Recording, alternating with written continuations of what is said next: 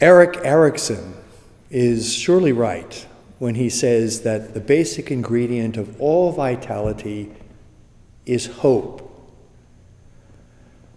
Hope either begins in the first year of our life or life itself does not begin. And when hope goes, that will mark the last year of our life, even though we may still be breathing. It is through hope that we learn to trust the world and dare to enter into communion with other people. So how do we make hope a conscious force or power in our lives? How do we see the light when we find ourselves in a kind of darkness that we yearn to be delivered from? I always think of Zacchaeus, who wanted to see Jesus. But as we know, he was too small and the crowd was too thick. So he ran ahead and he climbed up in a tree in order to see. And this is what we must do. Like Zacchaeus, we must run ahead. We must climb the better to see, summoning up all the vitality at our command, and wait in hope for the Lord to come. We must turn the eyes of our mind and heart toward a light that has not yet emerged, a light yet to be born. Because the light we're hoping for always comes from someone other than ourselves, whether we're a prisoner waiting for freedom, a patient waiting for a cure, a woman expecting a child, a young man waiting for the love of another woman, or a person waiting for a job. The light cannot come totally of ourselves. We must place our hope in the other person, because we realize that only when we do can that person reach us. In fact, that's one way of defining hope. Hope is the putting of ourselves within reach. Hope is the putting of ourselves within someone else's reach. At the base of the shrine of Our Lady of Perpetual Help, in the shrine of the Immaculate Conception in Washington, D.C., there are inscribed in stone these words: Mary, our refuge, our life, and our hope. This is a powerful proclamation because it's not just a few words. It's words that say everything we need to know about Mary. She is our anchor on our ship of life. Jesus gave us his mother precisely for that reason, so that she could be within our reach as a woman, as a mother, as a human being like us.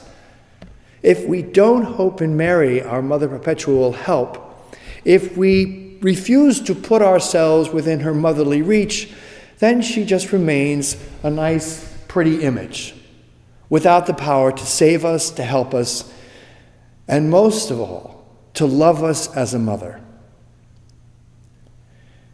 Do you remember years ago one of the popular logos from AT&T, the telephone company? It went like this: reach out and touch someone. And what was implied there was pick up the phone and call someone you love.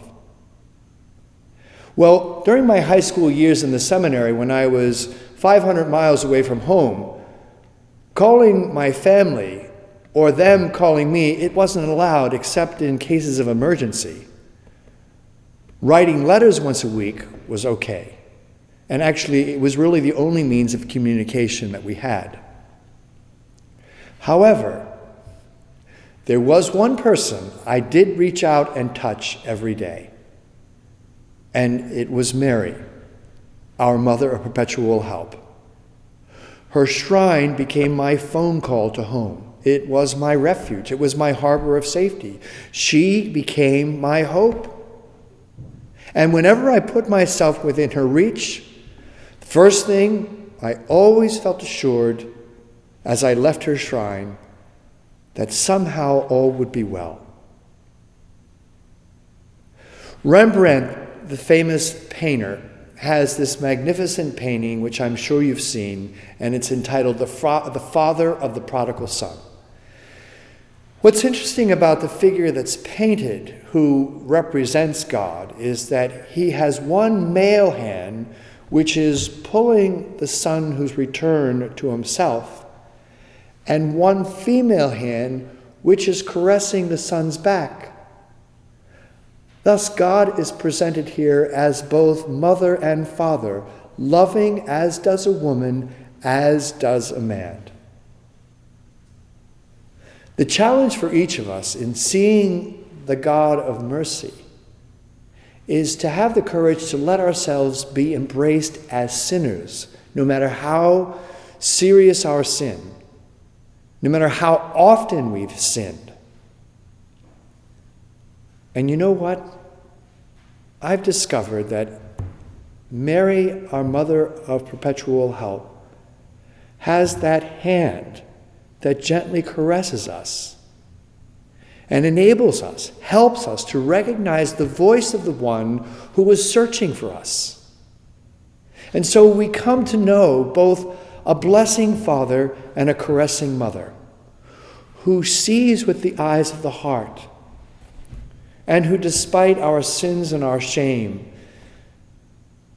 sits completely relaxed, smiling, with a face like a marvelous symphony.